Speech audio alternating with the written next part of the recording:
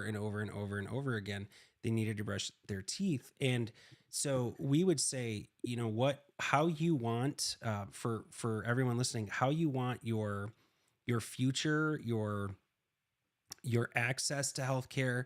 Think about things like your kids and grandkids and then their kids. It's really really important who we elect, and that's just a really big deal. Jaden, you had a question. You had a question for Jinan. You were mentioning. Yes. So, what role do you believe? Um, what role do you believe that a judge can? I'm forgetting the order I was going to ask this in. Okay, there we go. What role do you believe a judge can play in advancing public health initiatives in our local communities? So, judges are elected officials, and as such, they are a part of our government as a whole. And there's a distinction between legislation because judges can't create legislation. Trial court judges, especially, they're tasked with following the law, and then if the law is to be challenged, that happens in the higher courts. As a whole, I think that being as the judiciary is part of the government, our government as a whole has an obligation to prioritize and improve healthcare for our population. And I think that it's a judge's responsibility to do their part using resources they have access to in order to promote the health and general wellness of those they serve in local communities. And what judges can do is look to agencies they partner with, like community mental health or other public health agencies, and be aware of the programming that's available. A judge can order that a person receive mental health treatment, receive substance abuse treatment. A judge can order parties in family court to participate in therapy, co-parenting therapy, wellness therapy. A judge can make these recommendations in other formats, but just partnering up with the agencies that are government funded and available for these specific purposes and being aware of when to use them. Our county has more treatment courts than most, and we are lucky that we have a sobriety court, a mental health court, a veterans treatment court, and each district court has their own sobriety court right now currently that they have access to sentence those that are justice involved to that programming. And what it provides is long-term oversight, financial support, assistance in getting jobs. All of these things have an impact on the wellness of members of our community and would have a positive influence on the wellness of our community as a whole. I could go on and on about what I, how I think that under all circumstances, I think that every type of healthcare should be made available to our population. And legislation, that is something that the policymakers have a say in. How it's applied is usually within the court's discretion and when to apply it. But again, if there's something to be challenged, that happens at a higher court level. And you've seen lawyers challenge various provisions, rules, but as a circuit court judge, you're tasked with applying the law, but you can also always supplement by using the resources I mentioned. So for people that aren't from, I was today years old when I looked this up. What is the difference between circuit court and district court? So the circuit court, we have three district courts in our county, 14A, which is divided into A1, 2, 3, and 4, and it covers 14A2 covers Ypsilanti, 14A3 covers Chelsea, 14A4 covers Saline, and 14A1 covers the rest of the area aside for what 14B covers in Ypsi Township. And then you have the 15th District Court that covers the city of Ann Arbor, and you have our circuit court. And there's one circuit court for the county, And the primary distinction between the two is that district courts handle misdemeanors, um, civil matters where the the amount in controversy is under $25,000, landlord-tenant cases, and the small claims courts operate out of the district court.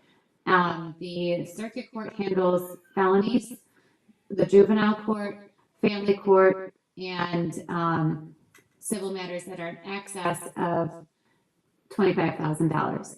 In our county, our probate court is in the same building as our circuit court, and we have a unified court. So some of the probate court judges also handle circuit court dockets.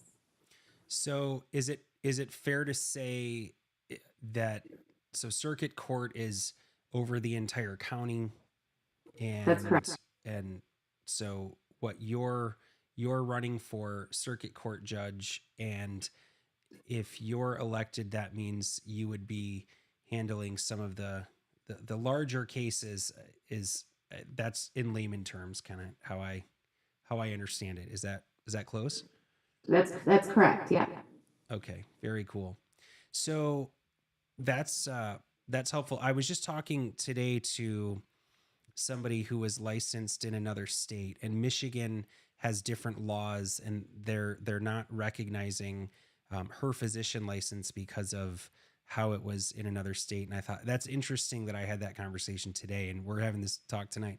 So how do you think judicial decisions can impact access to healthcare, especially when it comes to I don't like referring to it as alternative care, but sometimes in accepted language, the distinction would be complementary and alternative medicine. I don't like that term at all, but that's kind of what the people that are a bigger deal than me have decided it should be called. But so anyway, basically for everything except drugs and surgery, that's how can that impact healthcare when it comes to accessing things that are not drugs and surgery, not FDA involved, not large system involved? Would you being judge have any impact on that? So it's kind of a tricky question because the judicial canons of ethics prohibit judges from giving an opinion on potential rulings that they might have to encounter in cases that they may have before them. As a whole, like I said, I think government needs to prioritize the population's health and access to health care. And I think that it's important to include all types of health care in that. As an attorney, I have clients who have asked me to litigate, for example, in family court. One parent wants a child to get a COVID vaccine or any vaccine, and the other parent does not. And the only thing that a judge can do is, well, first you want to try to see if the parties can work it out.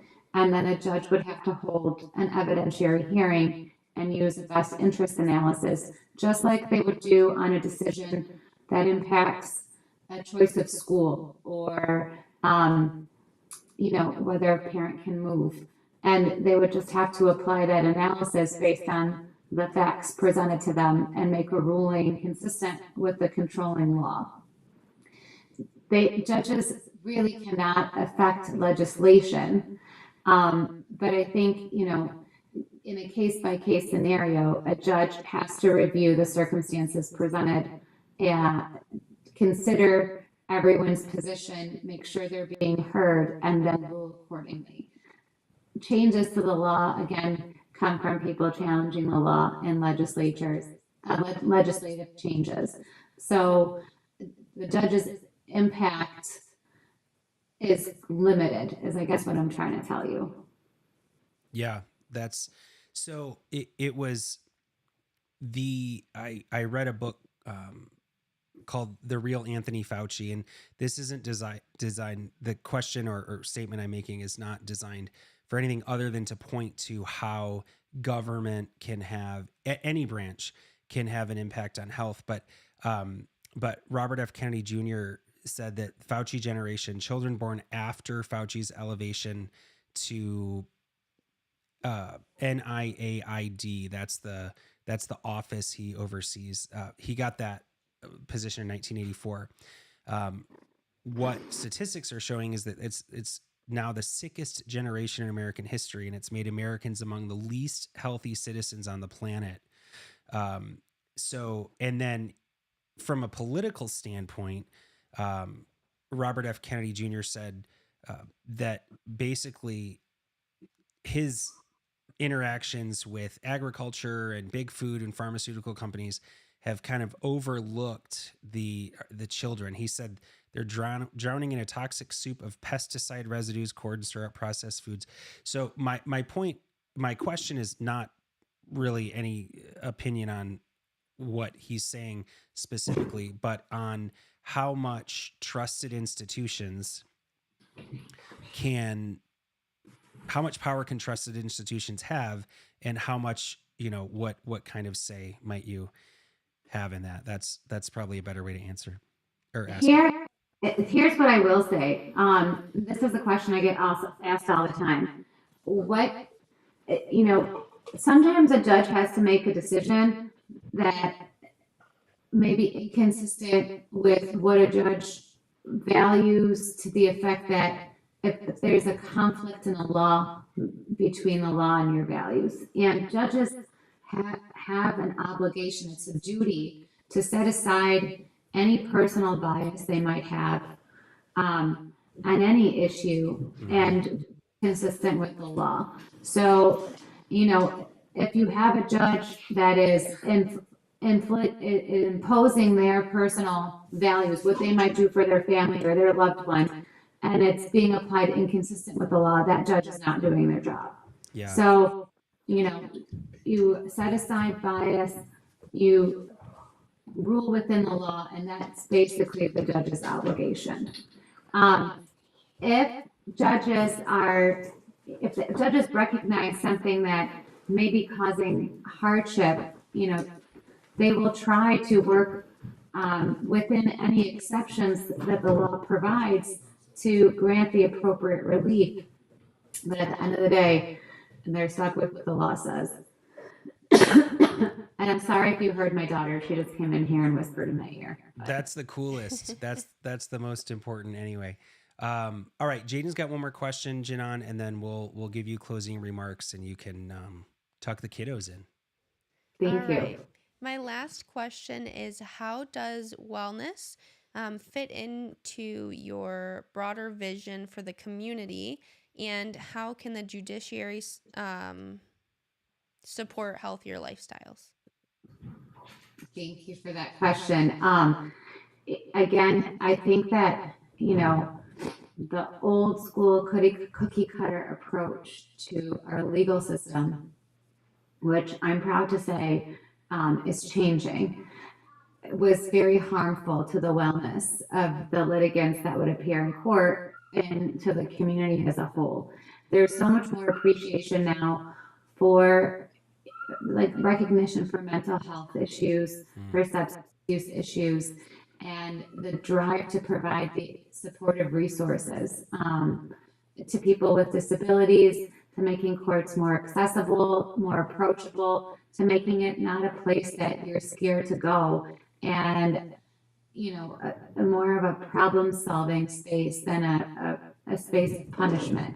And the more access that you can have to treatment court resources, in my opinion, the better. In our juvenile court, we have a lot of restorative justice programs, diversion and deferral programs, and we recognize more so now than ever that kids these days are going through some really difficult experiences, and if we don't identify what we can do to support them, they're more likely to reoffend or offend later on in life. We've recognized the stress that divorce proceedings have on children, and it used to be this is the rule, this is the order, kids have to follow it, and now kids have more agency in addressing some of the resolutions that are reached in family court. But starting with that as a base, what is bringing you to the court, and is there something from a wellness standpoint that we can help you fix? And you may not have the money to do it. How can we do that? There's a program called Supportive Connections at 15th District Court, for example, that will approve rent for somebody for the first month if they're in transitional housing, or if they're in some sort of, there's another program called A Brighter Way that takes youth offenders and provides them with housing and mentorship from other adult offenders who may have been convicted of felonies and successfully completed whatever probation or parole requirements they had, that want to mentor the younger kids. And so let's say you have a defendant who pleads to something and is allowed to live with someone at Brighter, is allowed to be connected to Brighter Way. They need to pay for their first month's rent. You reach out to Supportive Connections at the 15th District Court and see if they will pay for their first month's rent. Then the mentors at Brighter Way will hook them up with someone that will teach them how to fill out applications, do follow-ups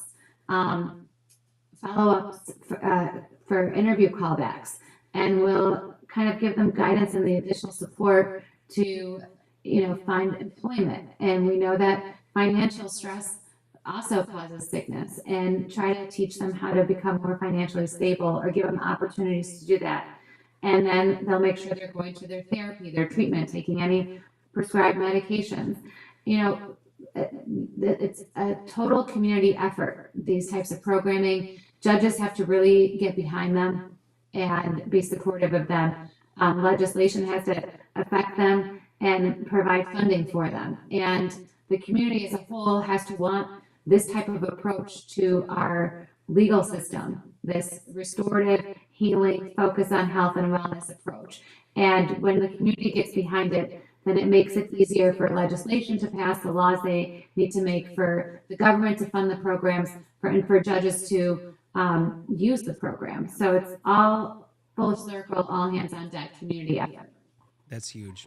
We did my family, my wife and I, we did foster care for 6 years, and I was in practice at the time, and there were so many rules about what we could and couldn't do with the 6 kiddos we had come through our home. And one of them had really significant birth trauma, and then was physically abused. And we got him when he was 4. And I, did some scans on him in the office. We take care of a lot of kiddos in there, as if you've listened for a minute, you'll hear about that a bunch. And we actually got kind of reprimanded by the department because we didn't have parental consent to provide, to take him for any of that care. And I'm not saying that, I say that kind of neutrally, but I just thought, oh my gosh, like there are a lot of things at play here. And so who we elect is a big deal. It's not just this, passive blase thing. We have to take it seriously. So Jinan, I'm going to give you closing remarks. If you could just share your closing thoughts on the importance of balancing justice and public health, and of course, mention how listeners can learn more about your campaign. Yeah, thank you. Thank you so much for inviting me to be on. And your questions were very thoughtful. This is a more unique setting for me to be speaking in too. But the two really do go hand in hand. And I watch people struggle through their court cases, and I see the impact it has on their health. And sometimes you have to do. We have wellness checks for a reason. Sure. You have to. It has to always be at the forefront, because we're dealing with human beings, and whether it's emotional, physical, or mental, their health is at issue when they're dealing with a court case, or if they're a defendant in a criminal case. And recognizing that, making sure that they're okay, asking them what they need. Just basic, simple things that you should do as a human, but you have more resources to maybe provide if it's available to you and appropriate in whatever case you're dealing with. I think that always has to be at the forefront, aside from just doing the typical the typical court administration or the typical justice administration or legal system administration. We are dealing with people, and people need to have things to support their mental, emotional, and physical well-being. Absolutely. Sometimes I feel like I rabble, I can't even say the word, just go on. So I apologize for that. It's hard to find the right words spur of the moment. Not at all. No, I think that was beautifully done. Jaden, any last thoughts? I will say that I don't know if I'm supposed to say attorney or lawyer, or if there's a difference. Nope, they're the same. But as far as I know, Jinan on a personal level, and she takes just the amount of care she'll take of anyone whose case she's working on is amazing. She makes it hers, and she takes care of you. Amazing, and I'm very grateful and thankful for you, Jinan. Thanks, Jaden. And you did bring up something that I think I say this all the time. It's all over my website, and I can't believe I didn't mention it today. But compassion and empathy are a lawyer's greatest tool, and they are also a judge's. And this is what I meant by dealing with people. I mean, sometimes somebody could just be on the verge of a mental break, and all it takes is someone saying, "Are you okay? What do you need?" And judges have the power to do that. They're not just reading a case file, running through a docket. They're interacting with humans on a daily basis. Taking that time out to treat them like a human, I think the best judges do that in their courtrooms. Well said. That's very cool. Well, Jinan Hamood, your website again is it Jinan for Judge or Jinan Hamood for Judge? I've already forgotten.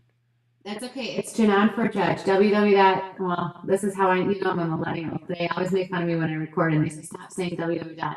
It's JINANFORJUDGE.com. I also have a Facebook page, Jinan for Judge, or Jinan Hamood for Judge is the Facebook page. I think I'm the only Jinan in our county. So if you just look up my name, all these websites will pull up. That's very cool. And you are running for Washtenaw County Circuit Court Judge. Is that? That's correct. And you need to remember to vote the nonpartisan section of your ballot. So Yes. if you check off one party or another, you're not going to be voting the nonpartisan section, which is where all the judges are. All the judges are nonpartisan. That's right. So I'm glad you mentioned that. That's a great service to mention that. Jinan Hamood, thank you so much for your time. I know you're extremely busy, so we will wish you well, and we're excited to see the outcome of the election and hope to have you as judge in our county. Thanks for being here. Thanks, Dr. Lazar. Thanks, Jaden. You have a great night. Thank you. You too. You too. Bye. Bye-bye.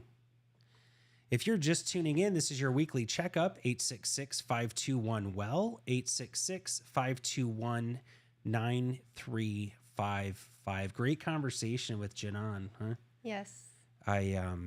We've not ever had a discussion like that on here before, but you've shared your story on here, Jaden, and Jinan is currently actively helping you Yes. with your case. Although if she becomes judge, that'll have to change, I guess. But I only say that because that's how we have gotten to know her, and compassion and empathy. Beautifully said. I've met judges over the years, and I'm sure they all mean well, but I've not met anyone as humble and compassionate and with as much empathy as Jinan. So, I think it's really important that we give honor where it's due. All right, we're going to take a short break. We'll be back right after this.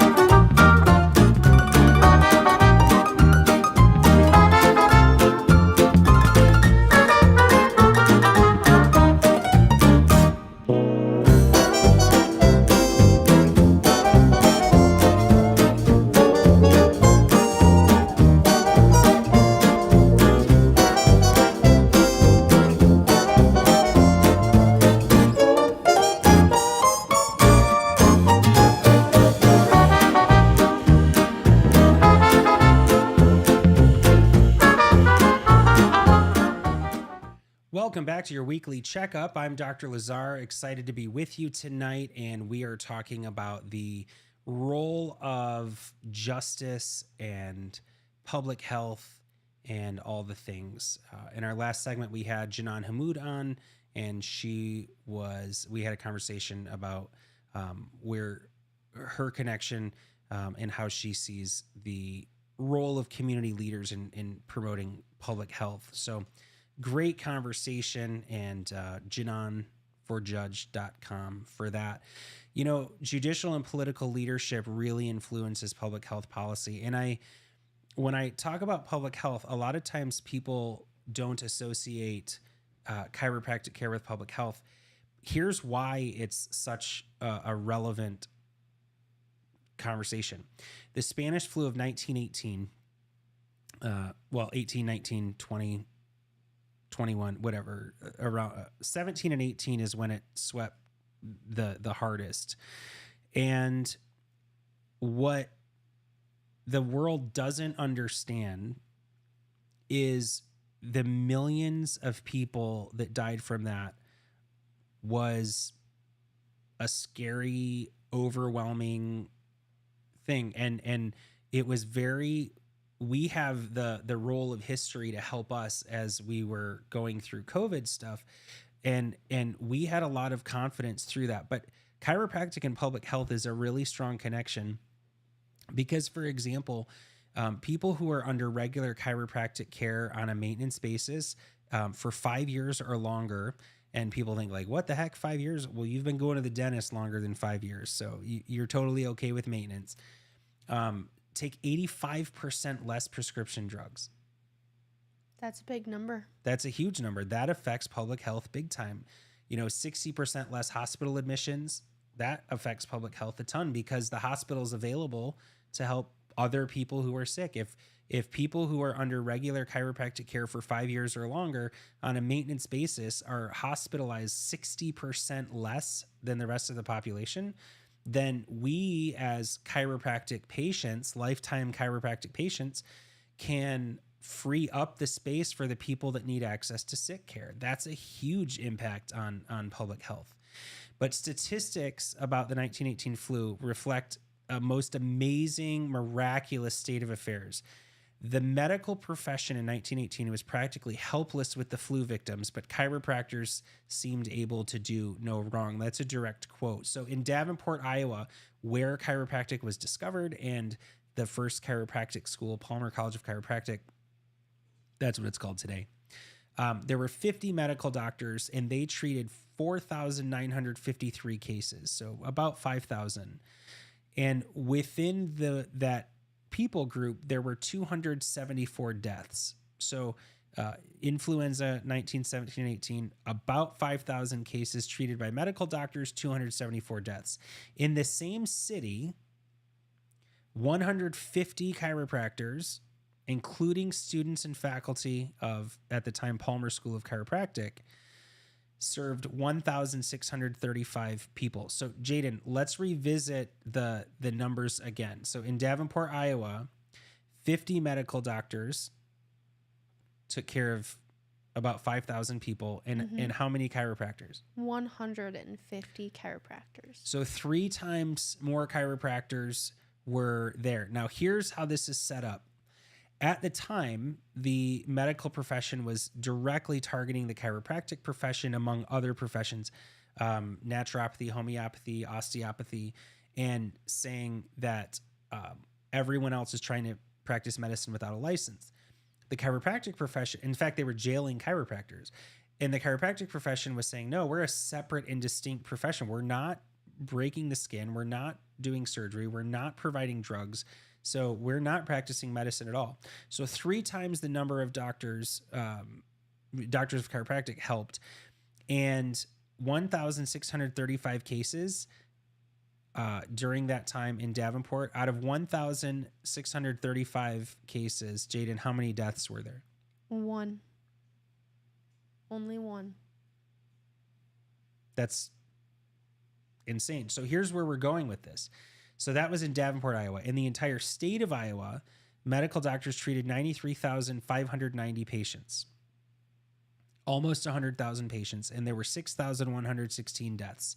So if we, Jaden, if we break that down, let's see, 6,116 out of 93,590, that's about, what do those numbers kind of boil down to? About one patient out of every 15. A loss. Okay, So it so would be a loss of one patient out of every 15. so 1 in 15 died Mm-hmm. from influenza and or pneumonia. Okay. Also in Iowa, excluding Davenport, because that was counted above, 4,735 patients were under the care of chiropractors. And how many people out of that 4,735 died? Only 6. So that's a loss of one patient out of 789. National figures show that under chiropractic care, the deaths were 1 out of every 886. Wow. So we can keep going, but here's the point. For influenza, under medical methods, there were 950 deaths per 10,000. Okay. Under chiropractic care, there were 25 deaths per 10,000. Wow. For pneumonia, under medical care, 6,400 deaths out of 10,000. That's a 64%. That's a 64% death rate. And under chiropractic care, there were 100 deaths per 10,000. Wow. 64% versus 1%. So That's crazy. when we look at that, we may not feel that or understand that but when people are trying to shut down the profession back then at the time, because of how effective this was, like 1% of people under chiropractic care. And here's the thing, how it was set up was that patients were triaged. So they were put into 4 different categories, and category 1 was the most likely to survive. Category 2 was next. Category 3 was, even less likely to survive. And category 4 was left for death. I didn't even mention this in the numbers. The medical doctors would not allow chiropractors to take care of patients anywhere near them, and they couldn't take care of categories 1 through 3 triage levels. So the only people the chiropractors took care of were the ones that were left for dead. That's why the numbers were so much smaller of the people they were able to take care of. And so they got the worst of the worst cases, the ones completely left for dead. And for flu, it was 1/4% deaths. And for for pneumonia, it was 1%. The sickest of the sick, completely left for dead. Chiropractic care did. Now, the magic in this is that chiropractic simply allows your body to function the way God designed it. Chiropractic didn't save these people directly. What chiropractic did was worked with the nervous system, which controls the immune system. And when your immune system gets stronger, things like influenza and pneumonia don't kill you. I mean, that's the direct connection there. So that's powerful, isn't it, Jaden? I've heard this story so many times, and every time I hear it, I still get chills. And I just want to point out that this outcome to me is not surprising at all, because it's exactly what should happen when your body is functioning properly and with no interference and with your full God-given potential. And so every time I hear this story, I love to hear it. I get the chills. It makes me so excited. But it's not surprising to me, because I know and I believe that is the outcome of chiropractic care. Absolutely. Well, you see it all the time and you live it, and you've been under care, and your son has been under care since he was 30 minutes old. So you're seeing that. But think about how much confidence people had in going to the chiropractor with that sense of certainty that, I mean, if we average 0.25% and 1%, oh gosh, I shouldn't have done that because I don't know the number. Let's say 0.6%. I don't know. Of what? Average. So if there's 1% and 0.25%, that'd be like 0.55 or 0.6% or something. I'll do math on the break. But anyway, that is an average of less than 1% of people that were left for dead died when they were under chiropractic care. That is some certainty. That is some conviction. That is some great willingness to fight for a cause. And that's why we need to be aware of it. That's why we need to be under care.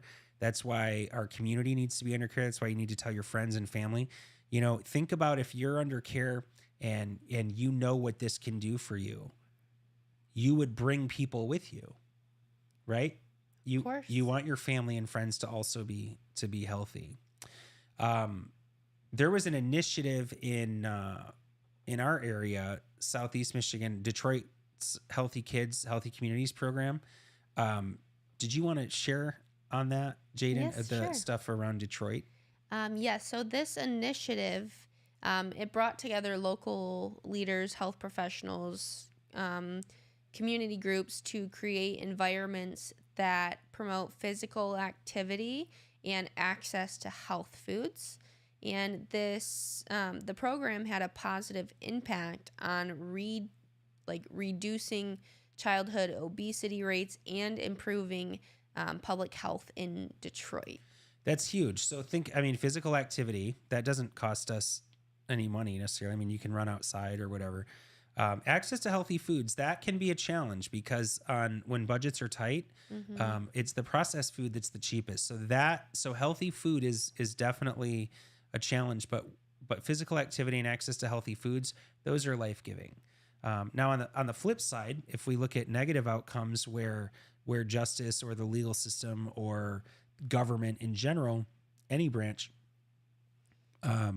negatively impacted community health, would be the Flint water crisis, right? I mean, that was a failure in leadership. That was a public health disaster. Thousands of Flint residents were exposed to lead-contaminated water.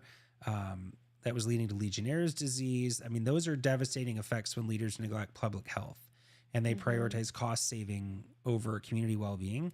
That's why who we elect matters. That's why you have to vote. You have to vote.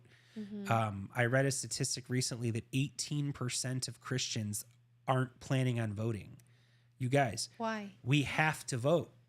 They're saying they don't like any of the candidates, and we have to vote. We have to. It's our, if we're going to maintain a republic here, we have to vote. And then also, there were some areas in Detroit, Jaden, you were telling me about earlier. There were healthcare shortages, and I guess it was slow. Government leaders were slow to respond to that.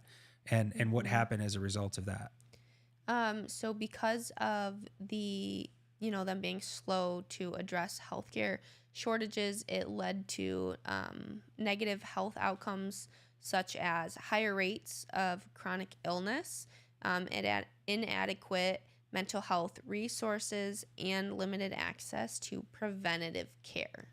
Preventative care is huge. You've heard it said that an ounce of prevention is worth a pound of cure, right? Or better than a pound of cure. The role of judges in health policy, while judges are not healthcare professionals, they can make decisions that affect healthcare access. They can make decisions that can affect worker protections, community health initiatives.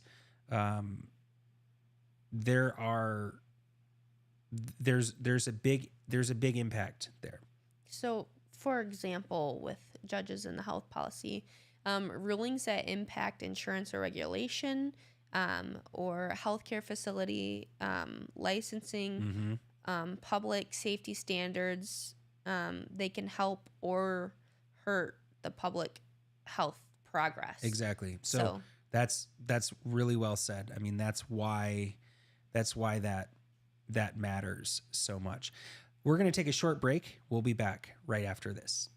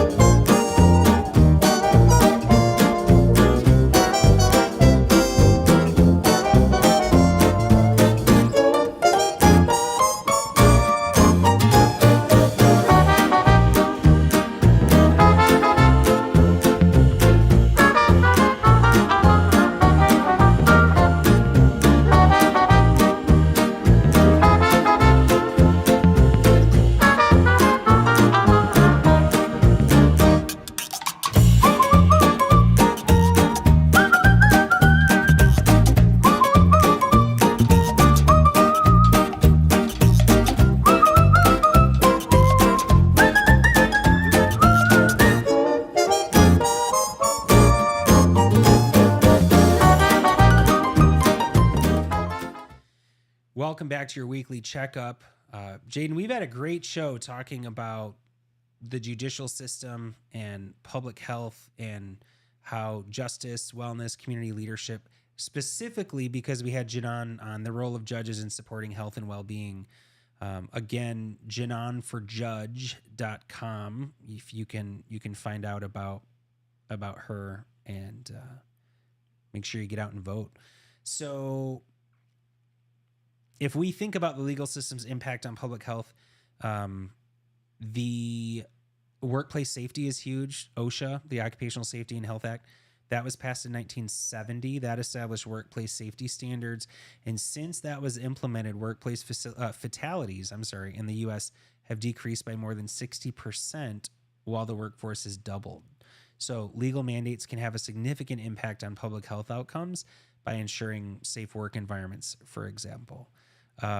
There are tons of examples of how that's affecting us. And preventative care and the importance of community leaders championing wellness initiatives, that's why who we vote for matters. It's, preventative care, promoting health, not just treating symptoms, but promoting health is a key to reducing the burden of chronic diseases. That'll also improve quality of life, which is kind of cool. And then, of course, we were talking about less hospital admissions, less prescription drugs. That's going to lower healthcare costs. So community leaders, judges, policymakers all play an essential role in promoting access to this type of care by ensuring fair regulations, supporting health initiatives, influencing public policy. That's really big. Jaden, what's the as far as preventative care in the U.S., the CDC talked about that. Yes, so according to the CDC, chronic diseases such as heart disease, cancer, and diabetes account for 70% of deaths in the U.S. each year. And so these conditions are largely preventable, especially through lifestyle changes, access to early interventions, and then wellness. Wellness initiatives. Yes, supported by leaders. Yeah, that's the thing is, we can either wait for something bad to happen or we can promote health in our lives. In terms of insurance coverage, chiropractic care coverage varies by state and insurance provider. Political leaders play a role in advocating for broader coverage for things like chiropractic. In 30 states, legislation requires private insurers to cover chiropractic care, but there still are a lot of coverage limits. And so leadership advocacy is crucial for people to have broader access. If you think about how beneficial it would be if people were taking less prescription drugs and the less surgeries and less side effects from all of that stuff, it's huge. It's absolutely huge. And, you know, the U.S. Department of Health and Human Services says that every dollar spent on preventative health care on a program like that will yield a $6 return in reduced healthcare costs. That's a 6-to-1 return on investment. So we're serious when we say this. And so there are a couple takeaways as we wrap up. Community leaders, including judges, like hopefully Jinan, play a vital role in ensuring access to healthcare through legal decisions and public health initiatives. Leadership failures, similar to the ones seen with the Flint water crisis, have devastating health consequences, while positive leadership, as demonstrated in the I can't think of the word right. Yes. The ACA did preventative care. Yes, the preventative care policies that will significantly improve health outcomes. For sure. Listen, we appreciate your time on behalf of our team in Ann Arbor and in Troy and our awesome team at WMUZ. Thank you so much for joining us tonight. Jaden, we'll be back next week talking about sciatica. Excellent. You don't want to miss it. Thanks for joining. Have a great night. God bless.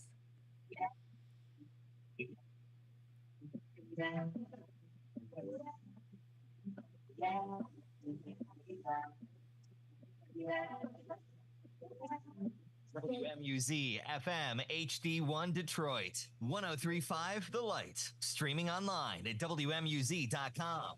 Detroit made, Bible strong.